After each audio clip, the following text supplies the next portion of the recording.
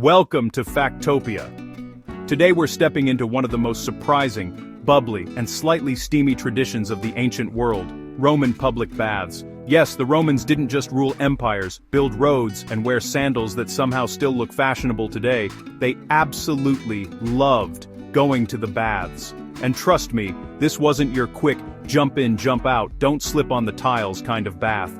No, this was more like a spa day, a gym session, a gossip hub, a business meeting, and sometimes a questionable medical treatment center all in one. Grab your toga and let's dive in. So, why exactly were the Romans obsessed with public baths? Well, let's start with the basics. Most Roman homes didn't have bathrooms. Unless you were a millionaire senator with a villa big enough to get lost in, your daily cleaning routine involved relying on public facilities. Picture the entire city meeting at the same public shower, and instead of awkwardly avoiding eye contact, everyone's chatting about politics, chariot races, and who wore their toga wrong. The Roman bathhouse wasn't just a bath, it was a social experience, like a mix between a spa, Starbucks, and a gym membership you never canceled. People arrived early, stayed for hours, and sometimes even brought their slaves to carry their bath gear. Elite Romans would even brag about spending half their day at the baths. Meanwhile, their servants ran their entire life. Honestly, sounds like a dream. Let's walk through a typical Roman bath sequence, because yes, they had a system, and yes, you were judged if you didn't follow it. First, you'd enter the apoditerium, the changing room. You'd leave your clothes in cubbies, hoping nobody stole them. And by the way, they did. Clothes theft was a real problem. Imagine ending your relaxing spa day only to discover your toga got snatched. That's the ancient version of losing your flip-flops at the beach. Then you'd go into the tepidarium, the warm room. Think of it as the gentle warm-up, like dipping your toe in before committing to the hot tub. People would socialize here, apply oils, or have slaves scrape oil and dirt off their skin with a tool called a strigil. Yes, they scraped their bodies with a metal blade. Imagine doing that today. Spa day would feel more like a mechanic checkup. Then came the big one. The caldarium. The hot room. This was basically a sauna powered by a genius Roman invention called the hippocaust. This system heated the floors and walls from below with fire.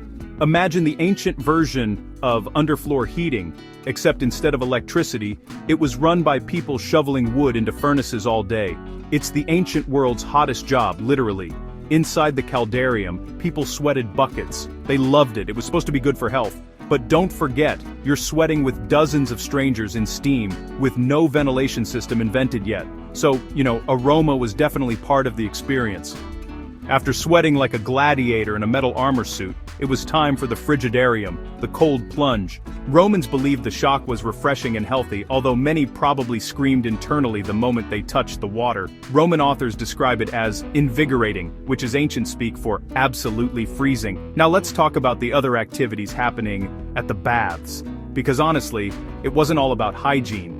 In fact, some historians think people left just as dirty as they arrived, but they did enjoy massage rooms, gyms, restaurants, reading rooms, and even libraries inside big bath complexes. Some baths had gardens, art galleries, fountains, and full-on swimming pools. Think of it as the first ever wellness center, except everyone was naked. You might wonder, who paid for these huge complexes?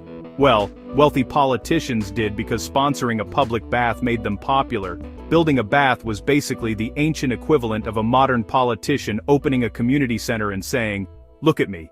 I care about the people." And the people loved it, especially if the entrance fee was free or incredibly cheap. Kids, women, and men all went, but not usually together. Romans had strict schedules, men in the morning, women in the afternoon, or separate facilities entirely. They didn't want their relaxing spa time to turn into an awkward family reunion. Now here's the surprising part.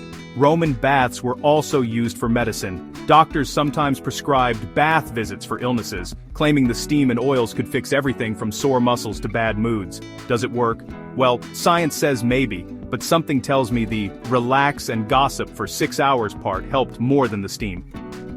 Another important detail, the Romans didn't use soap. Instead, they rubbed olive oil on their bodies and then scraped it off with the strigil, which, depending on how you imagine it, is either fancy or mildly horrifying. So why did the baths eventually disappear?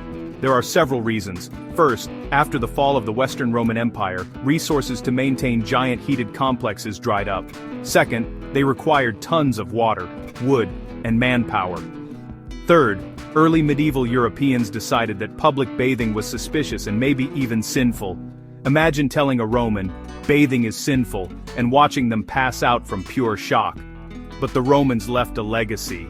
Modern spas, gyms, and hot baths are basically inspired by their bath culture.